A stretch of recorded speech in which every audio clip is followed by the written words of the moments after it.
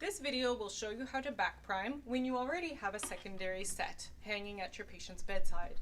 So it's not necessary to change your secondary set every time you hang a new medication.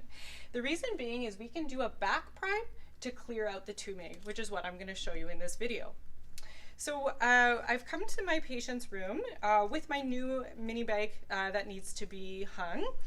So of course I would do my third check. So of course checking to make sure it is the right patient, Porcio Parsons, and also one identifier, either date of birth or their MRN or FIN number. And I can also ask my patient as well, can you tell me your name please?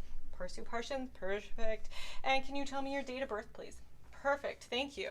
So I have the right patient, and then I'm going to check to make sure that I have the correct mini bag in my hand. So I have vancomycin, 500 milligrams, 500 milligrams. It is due now, it's IV, and this is the correct mini bag. Okay, so I've done my checks and also I've done my patient education. You're going to get some vancomycin. It's an antibiotic. It's to help with your infection.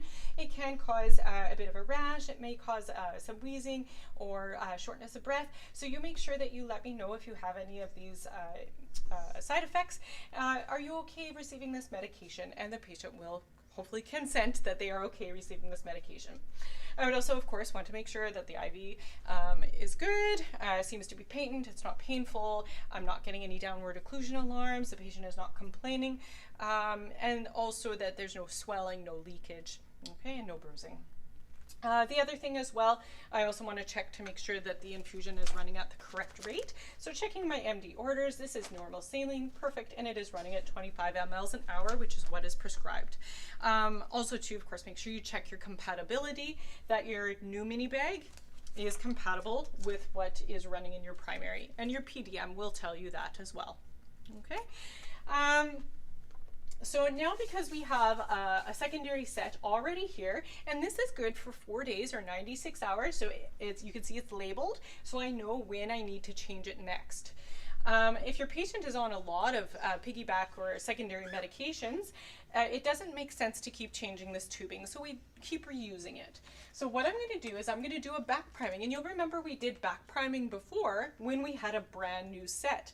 So what I'm going to do this time is I'm going to back prime, but this time it's to clear out the tubing.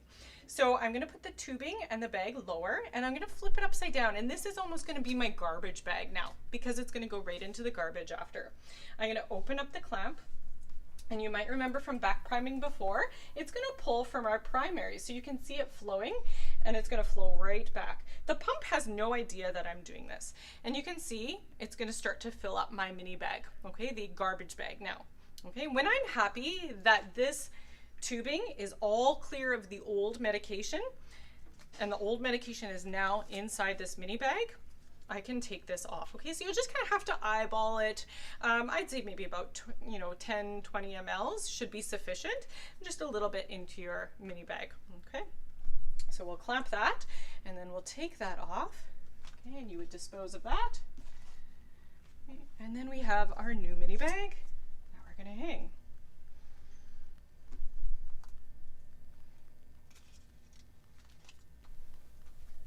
There we go. And then we would just go through the steps of programming that secondary infusion now that this is all clear tubing.